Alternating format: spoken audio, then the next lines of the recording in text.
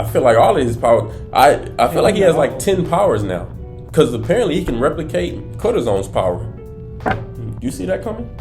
Wait, what? Oh, let me. You must. Oh yeah, you must have skipped over that. That's honestly, to keep it a buck, I'm not gonna say that's the main factor of them taking down Big Mom, but it was definitely a crucial. He could do what?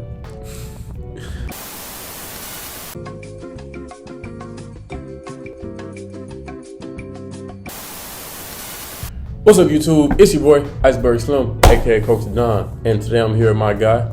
It's Trader Pro, man. Hey, and it's another One Piece holiday. Another great week. Man, Great content. Every Thursday, Grade A. I wake up. Top tier. Actually, I don't go to sleep. I stay up. Level content. I stay up all night just for it to drop. Every Thursday is a holiday for me. A One Piece holiday. I get so excited because Oda gives us that amazing golden art, and I look forward to it every week. Today, we got chapter 1040.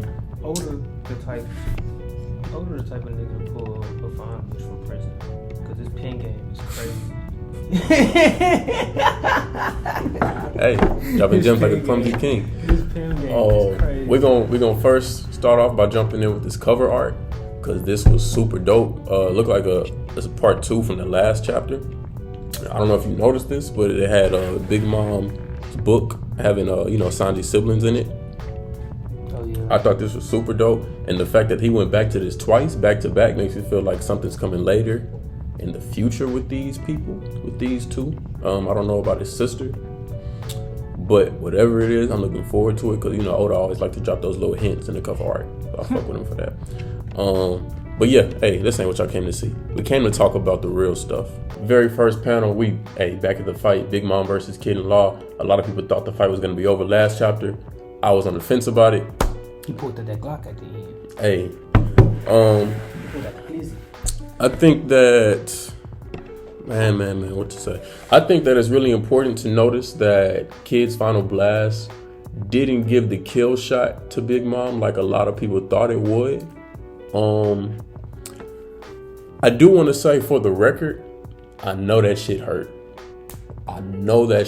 So I don't want to like make it seem like Kid's final blow is weak or anything, because I definitely think it's the strongest attack in his arsenal. What's it, damned punk or something like that. But it didn't do as much damage as it looked like it did at the end of the last chapter. I know Big Mom started saying that it tickled. Personally, she was fronting. I think so too, and I think that we get a really good glimpse of just how desperate Big Mom got for the first time ever, because we've never seen. Well, I say we haven't seen her use her fruit in a really long time, right? So I think it showed how desperate, how far pushed to her limits that Kid and Law just got Big Mom, for her to even resort to this fruit, this big bluff of saying, okay, you brats think you strong, but I'm gonna tell you this: after this weak ass attack that you're doing that's tickling me, I'm gonna give y'all the choice: 50 years of your life or be my slave. Which was new, because we didn't even know that her fruit gave terms like that. I thought it was truly life, or what is it, life or death? What she usually say? I think so. But apparently she can put like conditions around her fruit as well, which is different. I had no clue. And we saw that scared the shit out of all the beast pirates and nobody else around, because as soon as they saw that, hey, they burned out. It's crazy though, because even reading through the panels, this was a pretty good ass bluff, because I didn't think. Hey, she made it seem like that hoe wasn't hurting her at all. Like, Kid's attack was just, lightweight. But I think that, man, because they had everybody just screaming, running, afraid of Big Mom after she said the life or slave deal.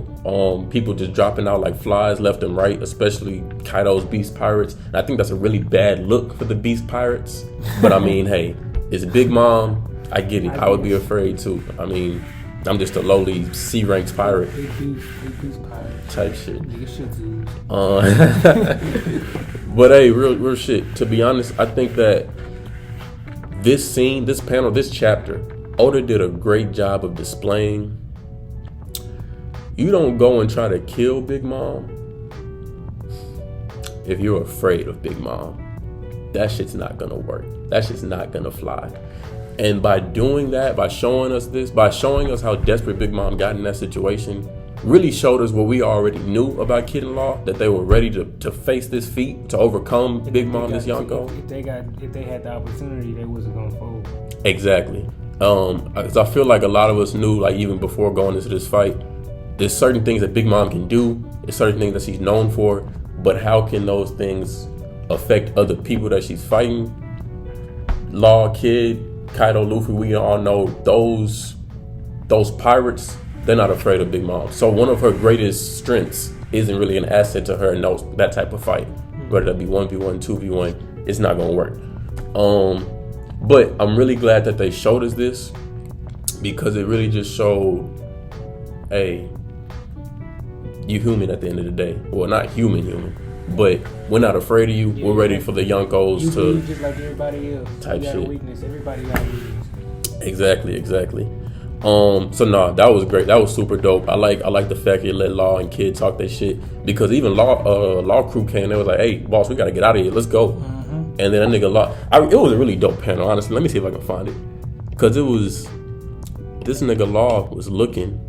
Well, they was like, Law, come on, we gotta go.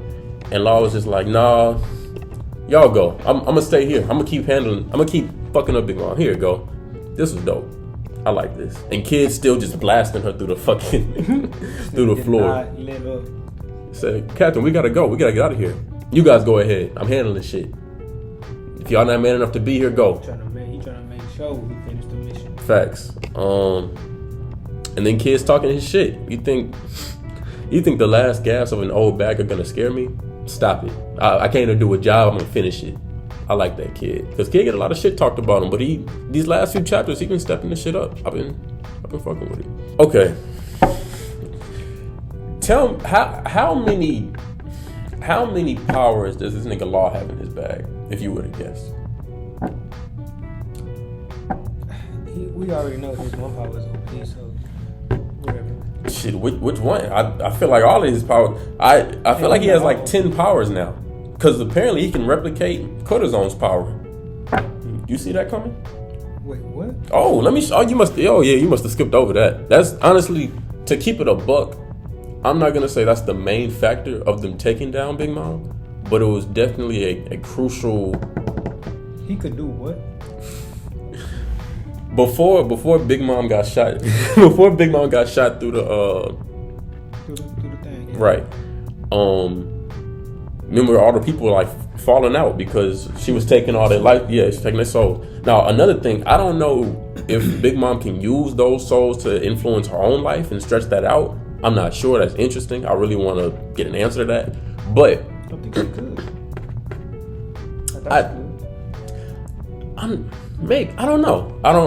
Because you would think with how many souls she has, because she looks so old, but I don't know if the visual age is really a representation of how many years she has left. Because I know she has a bunch of souls just stored up. But neither here nor there. Before she gets shot down and everybody's falling out, Law says, I'm gonna handle this the same way the guy saved my life handled it. And he said, silence. And he put Big Mom in that bubble that Cortizone put Law in when he was watching Cortizone die by the Flamingo. Right. So when he did that, he basically replicated, I don't know how, I don't know if he can replicate other fruit, I don't know.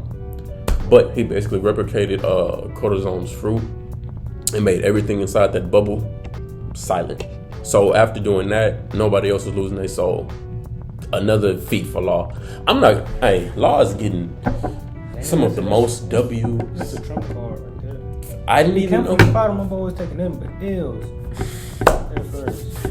Man, I just keep thinking about all those days in Punk Hazard and Dressrosa, where this nigga Law was getting the dog shit knocked out of him. This nigga was getting mocked. Daily.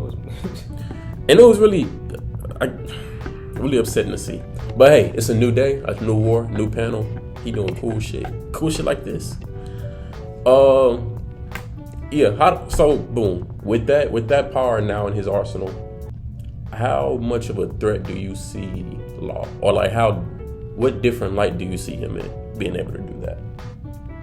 I'm not even fully sure how he's able to do it, but I mean, it was. I don't think that it may not have nothing to do with his devil fruit. I think he may have just learned that he was. What taught him how to do that? I don't know. I don't know how he learned how to do that. I ain't gonna lie. Don't lie to me. He gonna have to write in on how he did this shit. I ain't gonna lie, because he can't just pull that out of his ass like that. That's the power you can use. I feel like that's a power that's some reference to a devil fruit. And his devil fruit ain't got shit to do with making somebody beautiful and quiet. No, yeah, it's referencing Cortisone's devil fruit. Well, in a way, yeah, you can. With his devil fruit, you can remove motherfucker's voice box. But he made the entire room silent. And I don't think he's substituting sound over here for sound over there. I don't think so. Well, I don't know. They haven't explained it. I don't know. They need to explain that. If they don't, I would put that on his ass. I'm not satisfied with that. I need to know why yeah. Super Trump didn't see that coming at all. Super Trump card. And while Law is doing that, kids continuously shooting Big Mom through the fucking floor. And it's really showing me how much stamina or strength this attack kid has. Like, even though Big Mom is saying all this, saying that it just tickles or whatever, it's letting you know, like, nah, this is a very powerful attack. It's got some damage to it. And it's crazy because as Big Mom notices, oh shit, I don't have any, I can't use my devil fruit anymore. I can't make a sound. She gotta, like, it's like screams. She was yelling out like a siren call, and that's how it works. So that's how Law was able to stop people from dying. And as Big Mom notices that she's not able to scream anymore or make any noises, I get at this moment, when she sees that she can't reach Prometheus or what's her name, Hera, or even Napoleon, I think that's when it set in for her. Okay, damn, these young niggas really taking me down. Like, I'm getting fucked up. This is it for me. And she starts to have these flashbacks, or I guess a self monologue. She did, yeah. Where she somewhat blames Goldie Rogers, yeah. for her demise, which is kind of crazy. But I mean, she's not 100% wrong. Like, she's not wrong. I mean, she said that nigga left. His time was over with. Shit, he could have kept going if he wanted to. If he wasn't sick and dying, yeah. So I mean, I think that's a good point that she brought up, that Gold Rogers didn't really have to deal with the effects of the things he put into place with the new pirate generation or new pirate era, which is true. But I mean, personally, I feel like if Gold Rogers was still alive, he would embrace that. He would be more for it. Yeah, more people come on. Like, let's go on adventures. Be a spirited pirate. Come out to sea. That's the place to be. But no, this is the first time I've ever seen Big Mom in this light. Well, fucking lose. I haven't even seen Luffy beat Big Mom. So this was probably not. We're not. I don't see. Honestly, I don't see why. I don't.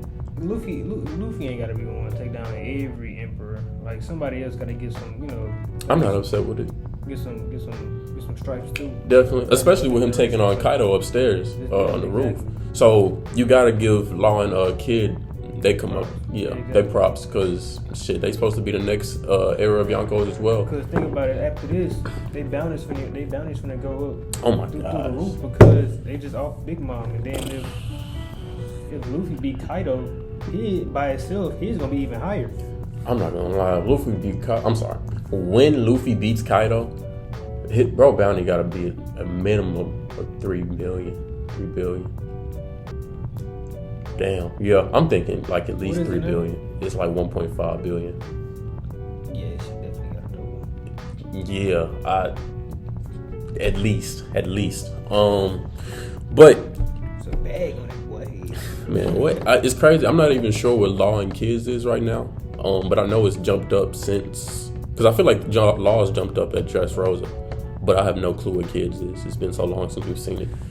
But going on throughout the chapter, after Big Mom loses and crashes through the floor, we see Yamato notices her, and on top of that, we see that Zoro looks dead. Me personally, I don't think Zoro's dead. But before we even see Zoro laid out, looking slumped, we see Brook and Robin running through the war zone. How do you think? Talk to me. But that's during you told me that's during what we call it, monologue, huh? It is. It's doing the monologue. Yeah, I think Zoro just knocked the fuck out. But you remember but before we get to Zoro, how do you think Robin and Brook got away? Because I personally didn't think a month ago that I'll be seeing Brook and Robin running through wherever they're running right now. Because you remember who they was like face to face with a month ago, right? It was the leader of CP0 or CPO, whatever yeah. And last time I felt like it was two of them, honestly. I felt like it was two of them. Me personally, I don't think Brook should be able to handle any of them niggas, especially not the head nigga. You always find some way though. I think that Brook and Robin would have been able to put up a pretty decent fight against one, but I know Robin is exhausted from her fight from a couple months ago. I literally have no clue how they could have gotten away, because I know after we saw them meet face to face, we then saw CPO link up with Kiku's brother. I forget his name, but the nigga with the pistols. They used to and that nigga's like, hey, I'm not letting you step aside. I'm not letting you get behind me. If this was any other show, I would think Kiku's brother's dead, because he for shit show can't hang with them niggas, and he was already wounded from fighting Kaido. So I'm very curious to know all of that. A lot of shit just happened off screen. Speaking of off screen, back to Zoro. He's laid out, he's slumped. Very last chapter we saw Zoro in, he was visited by the Grim Reaper. Who do you think that is? Because we just confirmed today that it's not Brook. A lot of people thought it was Brook that saw him face to face, and that, you know which panel I'm talking about? I bet I'd love to show you. Yeah, last chapter. I feel like that was last chapter. Zoro was visited by the Grim Reaper right after his fight with Kid. Personally, I'm assuming that it's a hallucination. You fought Kid or who? I mean, not Kid. His fight with King. My mistake. I'm assuming it's a hallucination from the drug that Chopper gave him and the exhaustion. Because when I first saw it, I didn't even really just know what the fuck I was looking at. Except the fact it looked like the Grim Reaper. You don't remember that shit? Because Zoro was like, who are you? Here it is. What's happening? My body. It won't move. Stop, get away from me. And that's the last panel we got. Oh shit. There's the Grim Reaper. Yeah. So I don't know. I'm gonna assume it was hallucination. Because what the hell else am I supposed to assume? Crazy. Unless this is a new character. Either way, Zoro looks slumped. But we all know he's not dead, because he's that dude. And when you're that guy, you don't die. Hey. Moving past that. Finally, thank you, Oda. Raizo's fight is done. He finally beat the earlobe nigga that nobody cared about. One of the most boring fights of the whole chapter, the whole arc, the whole show. I didn't care. I didn't want to care. I don't ever want to see them fight again. For the last 3 chapters of them fighting, do you know how they've been fighting, Trey Sean? Honestly, he's been so dull. I can't even remember. Trey Sean, the last 3 chapters, these niggas have been put in a, what's it called? They've been paralyzed. They've been in a paralyzed jutsu. Paralysis. They put a paralysis jutsu on each other. They were playing mind games. They both just froze. They both just been frozen while the fire has been like growing around them, just standing there. So I wasn't really sure how that standoff was gonna end, because if you're both frozen or paralyzed, What if y'all niggas gonna die? yeah, it's fire everywhere. Like what is it like? Do you, once you die, does the other person get released, or I don't know. But the yellow nigga lost finally, like anybody fucking cared. We finally get to what people actually care about, and that is Momo. Momo's talking to Yamato, and he's doing a damn great job, handling his business.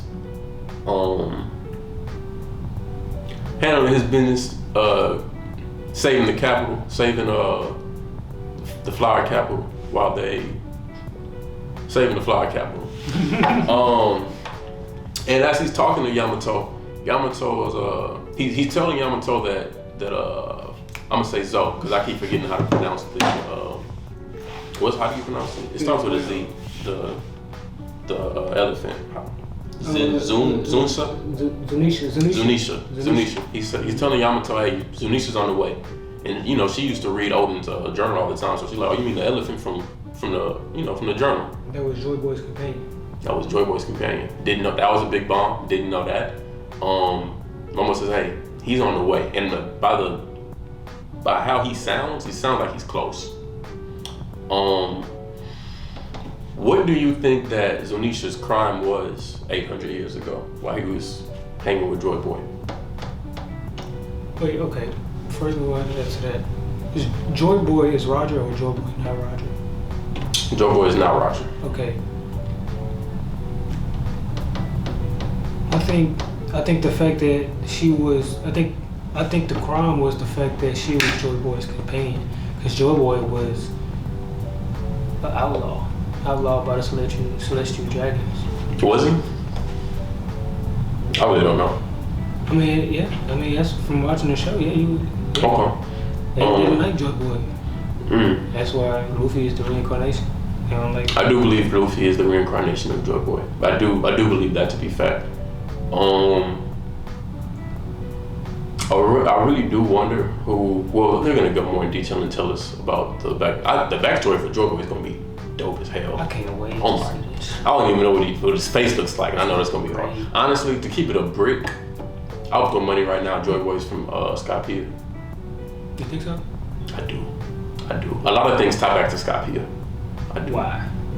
I don't know if you remember, but in when we first got to Wano, there was like a silhouette where they were talking about Joy Boy in the past, and he had the drawing of him were like, it was not a crown, but it resembled like fire or like the sun, some way. And there was something similar to that in Skypiea. Not exactly, but similar. And I just know a lot of things tie back to Skypiea. And Roger's even, found that poneglyph in Skypiea, and so it's a lot of stuff going back. Yeah. So I'm not 100% sure, but I'm like maybe like 70% sure Joy Boy's from Skypiea. But hey. I wonder how One Piece says so much. Yeah, a lot of things going on. But yeah, I think for me, what do you think that Zunisha is gonna do once he gets to Zo? Or once he gets to the war?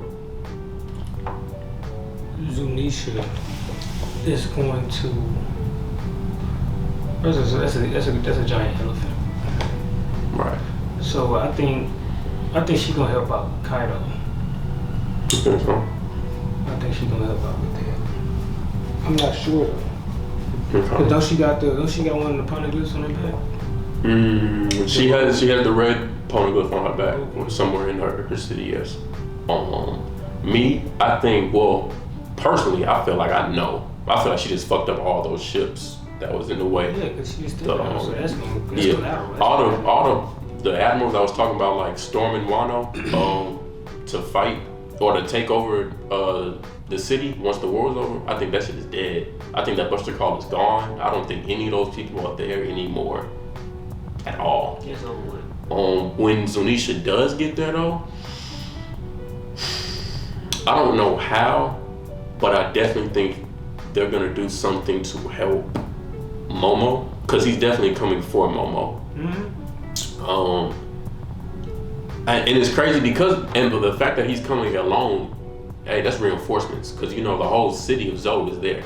So all these minks are about to come with the moonlight and really end the war. And honestly, I feel like the war is really closing down now, especially we're getting to those last few chapters. Very soon Luffy's gonna be fighting or finalizing the fight with Kaido. I can't fucking wait on that.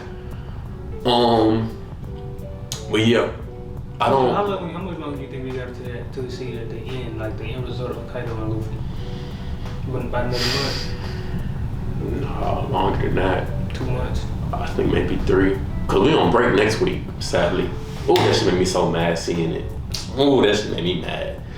But yeah, we're on break next week. But shit, I think a week after that, we still got a week in February. So I'm hoping, because it's not even 100% that the next chapter is gonna be Luffy and Kaido fighting. Oda could pull away and go to some other shit. Cause it could go back to Brook and Robin and tell us how the fuck they got away from CPO. I don't know. Could go to fucking my fishman Jinbei. In the conversation he was talking about, they got opportunities to revisit. It's crazy. They need to revisit that. We want to know. I want to know about the awakening. Yeah, I want to know what the awakening is. Like, come on, It's so crazy because I feel like we're not about to get that information until after the Rivera or the Reverie, whatever it's called. Shit. I feel like they about to finalize. They about to wrap this arc up, not quickly by any means, but they're gonna finish this arc. I think that fight ends in probably like the next 4 to 6 chapters, maybe 8 max. So like 2 or 3 months, and then I'm not about to get what I want for a while, and I know that, but I'll come to terms with that. Me personally, I'm going to, exactly, it's some great art, and Oda doesn't disappoint, ever. Well, unless you tell me how Law have silent shit, then I'm gonna have to take some points away, because he pulled that out of his ass. He didn't pull it out of his ass, but how did he just learn how to do shit like that? Did he teach him? Shit, how did he learn how to do these last 3 moves he been doing? Because all Punk has it. They all like in top of his fruit, so it was like, it makes sense. Because I think this is silence like, and awakening shit, that's too. different. Facts. But hey, hopefully Oda's gonna give us those answers soon. Me personally, I'm gonna give this chapter a 9 out of 10. I enjoyed it deeply. I can't fucking wait for the next one. I'm mad that there is a break. I hate breaks, but hey, gotta get them sometime. What about you, Trey? What you giving this chapter? Give it a 10. I fuck with it. 10. Yeah, I like it. It was hard. It was a really good chapter. Big Mom gone, man. We ain't gotta worry about that fat bitch on my home now. Hey, I think, hey, shout out to Law and Kid doing a great job on Tag Team and Big Mom. I didn't see any of that. I didn't see the ending coming at all. I didn't think that I didn't think that they was gonna be able to do it like in the beginning of the chapter. I thought it was gonna be like Sanji or no, not Sanji, but Zoro. Zoro. I wouldn't have been surprised. Cause he got that Odin sword. He can do it. He could have did it. It wouldn't have surprised me at all either. You know, but whatever. But yeah, man. Great chapter. Great reviews from us. Put in the comment section down below what y'all think about the chapter. What y'all want to see next chapter after the break. Like, comment, subscribe. Until next time. Peace. Just venting. You know, I was just venting, man. You know.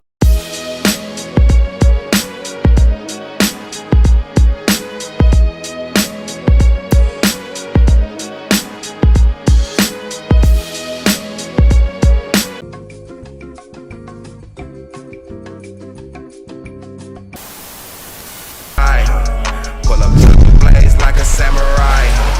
Young OG Roshi, fully Genkai. Fully Todoroki, I spit bar and ice. Open all engaged, feel like Mike Guy. Looking for ass kicking, I'm the right guy. Got body in the room, I'm cooling in the sky.